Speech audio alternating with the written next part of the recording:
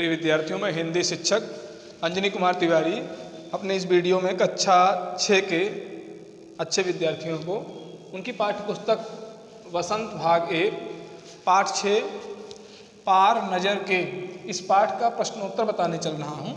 इसके जो लेखक हैं जयंत विष्णु नार्लिकर हैं, जो भौतिक विज्ञान के बहुत अच्छे जानकार हैं। ये वैज्ञानिक पाठ है। पाठ का नाम है पार नज़र के, मतलब जो हमारे नज़रों से बहुत दूर है। मंगल ग्रह की बात इसमें की गई है। इस वैज्ञानिक ने मंगल ग्रह में क्या घटनाएं घटित होती हैं, कैसे वहाँ लोग रहते थे, उसकी संभावनाएं व्यक्त की हैं इस पाठ में। एक छोटू लड़का है जो मंगल ग्रह में ज़मीन के नीचे एक कॉलोनी में रहता है, उसी के बारे में उसी की हरकत इसमें बताई गई है।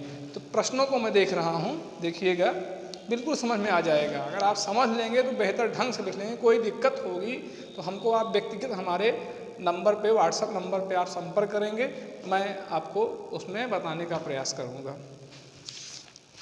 देखिए, ग्रुप में हमारा नंबर मिल जाएगा। प्रश्न है, छोटू का परिवार कहाँ रहता था? इसका उत्तर कक्षा 6 के अच्छे विद्यार्थी हैं, नए विद्यार्थी हैं, समझेंगे।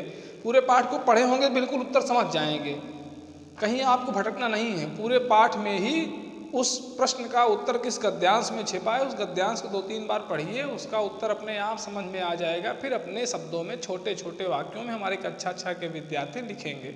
मैं बता रहा हूँ, इसका उत्तर है छोटू का परिवार कहाँ रहता था? छोटू का परिवार मंगल ग्रह पर जमीन के नीचे एक कॉलोनी में रहता था। छोटू का परिवार मंगल ग्रह पर जमीन के नीचे एक कॉलोनी में रहता था। लिख लेंगे, हमको पता है। फिर दूसरा है, छोटू को सुरंग में जाने की इजाज़त क्यों नहीं थी? क्योंकि वहाँ जन सामान्य व्यक्ति नहीं जा सकता था। जिसके पास उस सुरंग में जाने के लिए अनुमति पत्र, माने पास अनुमति पत्र रहता था, वही व्यक्ति उस सुरंग में जा सकता था। कुछ विशेष लोग थे जिनको प्रवेश करने के लिए अनुमति पत्र मिला था, वही वह अपना कार्ड ले करके उस सुरंगनुमा रास्ते, सुरंग में जा सकते थे। अगला है, उसी में है कि पाठ के आधार पर लिखो, तो हो गया है। छोटू को सुरंग में जाने की इजाज़त क्यों नहीं थी? पाठ के आधार पर लिखो, क्योंकि वह सुरंग जन सामान्य के लिए नहीं थी। कुछ विशेष लोग उसमें जाते थे जिसके पास उस सुरंग में जाने के लिए अनुमति पत्र रहता था। उस परमिशन कार्ड को लगाते थे, तब रास्ता, दरवाज़ा खुलता था और उसमें वो लोग जाते थे।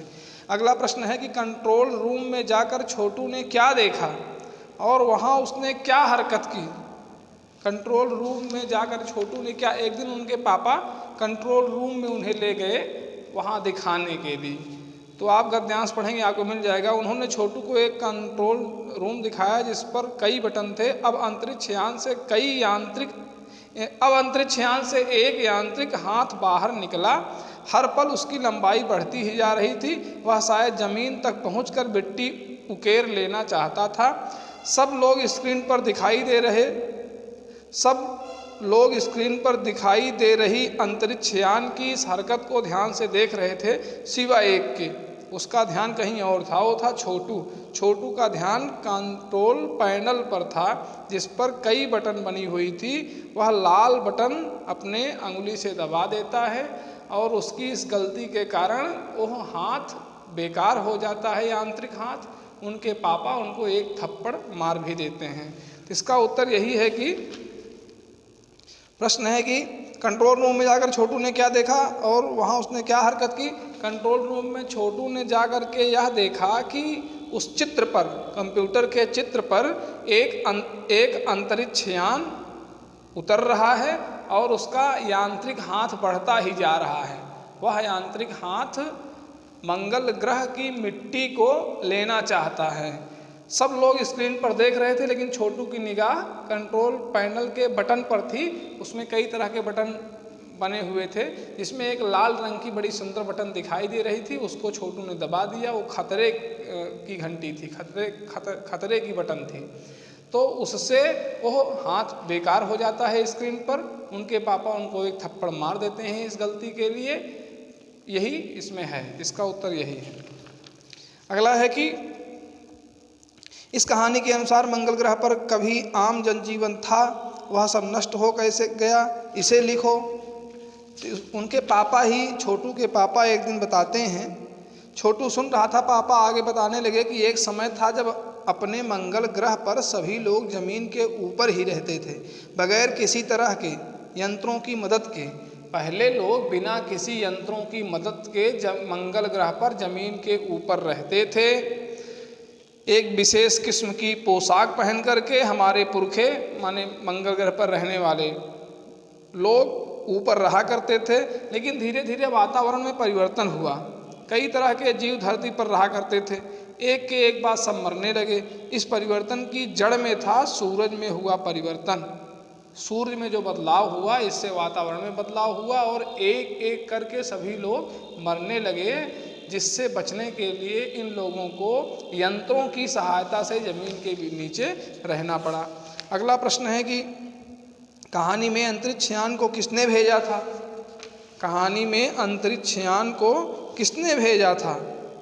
पृथ्वी पर से, अपनी धरती पर जहाँ हम लोग रह रहे हैं, पृथ्वी पर से national aeronautics and space administration, इसको नासा कहते हैं।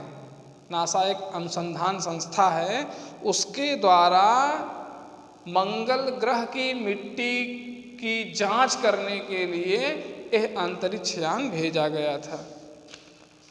उसका नाम था, उस अंतरिक्ष यान का नाम था वाइकिंग, जो अपना निर्धारित कार्य कर रहा था।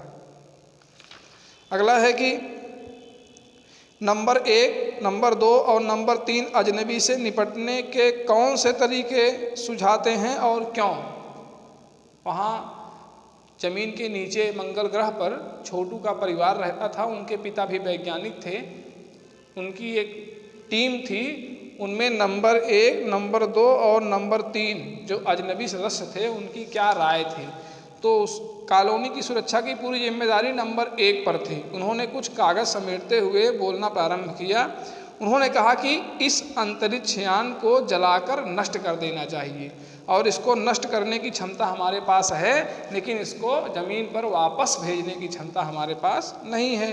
दूसरे ने कहा, नंबर 2 ने कहा कि आपकी बात सही है, लेकिन अगर हम यंत्रों को बेकार कर देंगे तो ज़मीन पर रहने वाले लोग हमारे बारे में जान जाएंगे, इसलिए यह उचित नहीं है। तीसरे ने कहा, नंबर 3 जो सामाजिक व्यवस्था का काम करता था, उसने कहा कि हमें अपने अस्तित्व को बचाए रखना है, इसलिए यही उचित है कि हम इस यंत्र की निगरानी करें, यह क्या काम कर रहा है, लेकिन इसको नष्ट ना करें, इसको हम नष्ट ना करें, इसकी जानकारी प्राप्त करते रहें। हम समझते हैं कि आप प्रश्नों का उत्तर समझ गए होंगे। पाठ को जरूर पढ़िएगा, उन गद्यांश को पढ़िएगा जिनमें प्रश्नों का उत्तर छिपा है। नए बच्चे हैं लेकिन कोशिश करेंगे, प्रयास करेंगे, बेहतर लिख लेंगे। कोई समस्या होगी तो हमको आप सूचित करेंगे, मैं लिख करके इन प्रश्नों का उत्तर आपको नोट्स में दे दूंगा। यदि लिख सकते हैं स्वतः तो बहुत अच्छी बात है। अपने शब्दों में, अपने वाक्यों में बेहतर ढंग से लिखें, बहुत अच्छा रहेगा। बहुत बहुत धन्यवाद।